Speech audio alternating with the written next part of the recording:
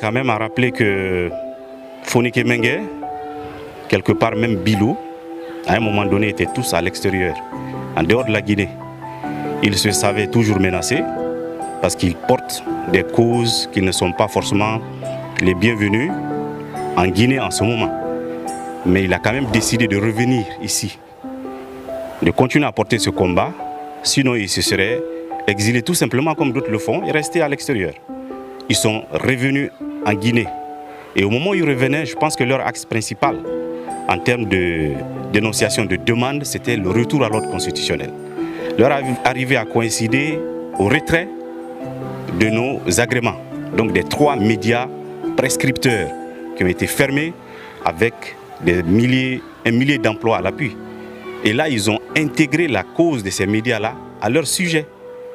Et Fonikè donc a dit, chaque réunion qu'ils feront, la question des 3 médias fermés sera mentionnée au menu.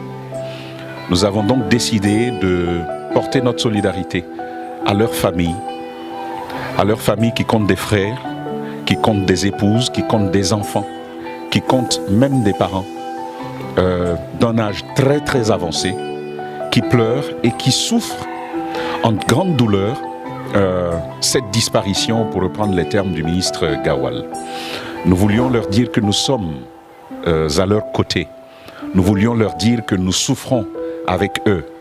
Nous voulions leur dire de ne pas désespérer et que Dieu fait une fin à chaque situation.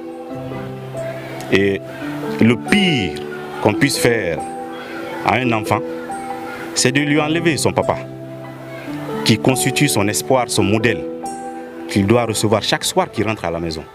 Le pire qu'on peut faire à une épouse, c'est de lui enlever son mari, sans qu'il ne sache où il est, qu'est-ce qui lui est arrivé. Celui pour qui on peut accepter ça, Tambaye à mes côtés, c'est Dieu. Parce que nous savons tous que notre destin final, c'est la mort et que c'est Dieu qui nous reprend. Quand Dieu nous prend, on l'accepte, on l'intègre, on prie pour nos morts. Mais qu'un autre être humain vienne nous enlever notre mari ou notre papa ou notre frère, c'est dur à porter. Et c'est une douleur qui ne peut s'éteindre comme ça.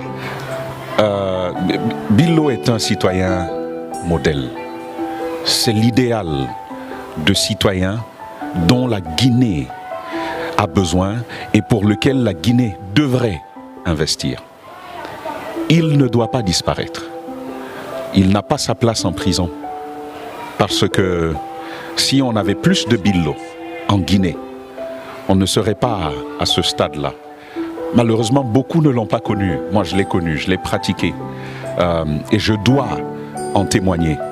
Pas simplement par volonté, mais par devoir et par obligation. On doit savoir qui il est. Il nous a invités 2 fois. Je crois qu'on s'est fait représenter les 3 médias à ces réunions. Puis par après, il a dit, on sait qu'il y a des risques à ces réunions. Ce n'est pas la peine que vous, les journalistes, vous veniez même à ces rencontres-là. Nous préférons nous-mêmes faire ces réunions d'interpellation, de programmation de nos actions non violentes à venir. Et vous, les journalistes, c'est mieux que vous restiez à l'écart, pour ne pas que vous fassiez arrêter. Si on doit arrêter des gens, c'est nous qui serions arrêtés. Et malheureusement, c'est ce qui est arrivé. Bon, la famille aujourd'hui, on ne sait pas qu'est-ce qu'il faut dire. On peut que vous remercier et le fait que vous êtes déplacés pour revenir. On sait bien le lien de Fonikè, comme tout le monde dit comme ça. Et c'est liens, il essaie de nous public même, sur la presse. La presse. Et puis c'est un homme qui est légal, il veut la légalité se combat. Sinon, il était dans mon parti ici.